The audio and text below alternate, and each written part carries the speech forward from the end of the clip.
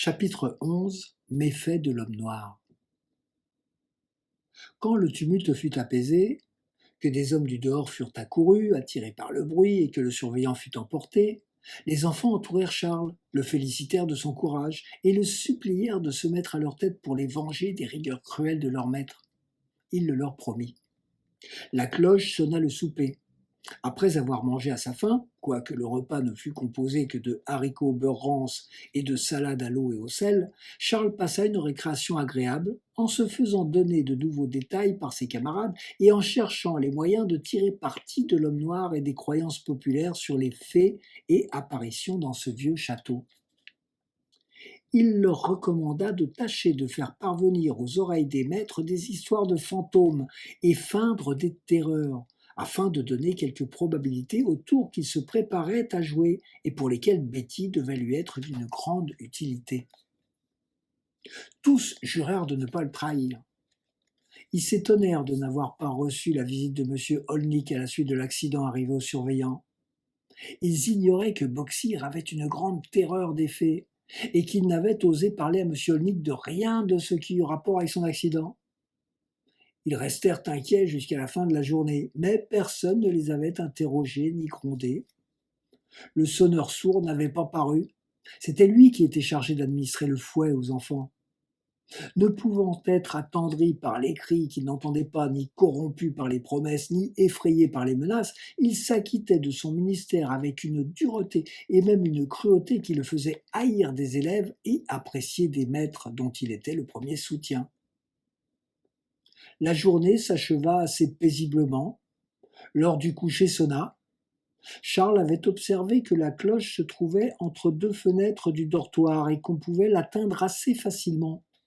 « Demain, dit-il, nous ne nous lèverons pas à 4h30. Il le faudra bien, répondit un des enfants.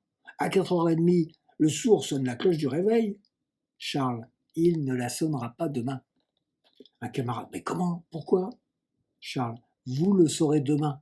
Dormez, dormez votre content. Les enfants ne purent rien arracher de Charles. Ils se couchèrent pleins de curiosité et ils s'endormirent promptement. Charles veilla longtemps. Quand il vit tout le monde profondément endormi, il se leva, ouvrit sans bruit la fenêtre qui donnait sur la cloche, décrocha le battant, ferma la croisée et alla cacher le battant dans le tas aux ordures. Puis il se recoucha content de son expédition et s'endormit comme ses camarades. Le lendemain, à 4h30 moins une minute, le sonneur était à son poste. Il prit la corde, la tira en cadence, comme il en avait l'habitude, et la raccrocha sans se douter qu'il n'avait produit aucun son. 5h, 6h sonnèrent. Tout dormait encore à Ferris Hall. Le sonneur s'étonna enfin de ce calme inaccoutumé. Il monta dans le dortoir. Tout le monde dormait. Chez les surveillants, même silence.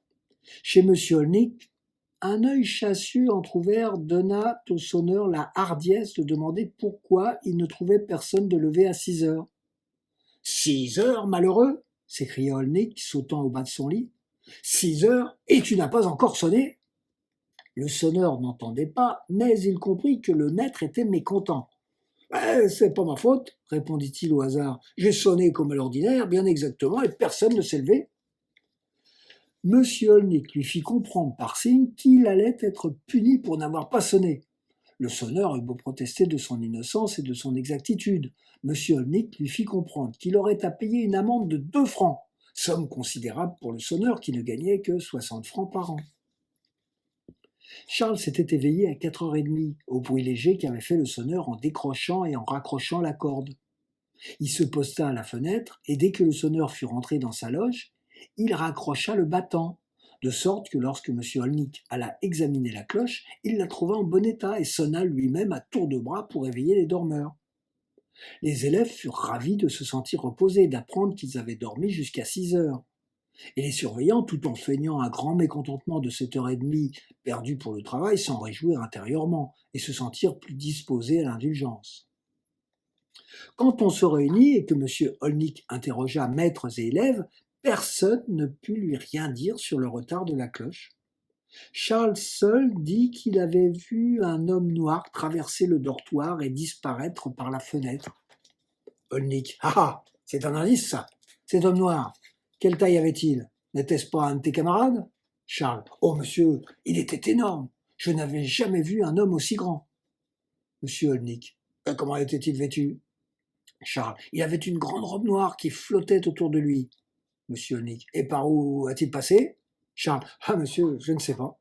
J'ai eu peur quand j'ai vu passer à moitié dans la fenêtre. J'ai fermé les yeux et quand je les ai ouverts, il n'y était plus. Monsieur Olnik. Est-ce vrai ce que tu dis là, Polisson? Charles. Oh, monsieur, c'est si vrai que j'ai eu du mal à me rendormir et que j'ai peur encore en y pensant. Olnik le regarda quelque temps, hocha la tête et dit à mi-voix Je ne sais que croire. L'homme noir. Comment l'aurait-il su? C'est singulier, très singulier. Et il s'en alla. Charles expliqua l'affaire à ses camarades en récréation. Il avait trouvé aussi un moyen de voir Betty, de la mettre au courant des événements et de lui recommander le méchant chat. Sois tranquille, lui avait répondu Betty. Il ne l'emportera pas en paradis. Et il ne recommencera pas. Je t'en réponds. Ne t'effraie pas si tu m'entends crier. Ce sera une attrape. Le déjeuner sonna. Les frères Olnik et les maîtres mangeaient à part pour faire un meilleur repas que les élèves, auxquels on servit des haricots comme la veille et du fromage à la pie. Mais le repas ne se passa pas sans incident. C'était Betty qui devait apporter la soupe à la table des oppresseurs, c'est ainsi que les avaient surnommés les enfants. Dans le corridor qui précédait la salle à manger et que devait suivre Betty, on entendit un grand cri puis un second. Un des maîtres alla se lever pour voir d'où provenaient ces cris. Lorsque Betty entra, tremblante, haletante, elle tenait dans les mains la soupière destinée à assouvir la faim des maîtres, mais elle tremblait si fort qu'en la passant au-dessus de M. Olnik aîné, elle en répandit sur sa tête et sur son visage. Olnik cria à son tour.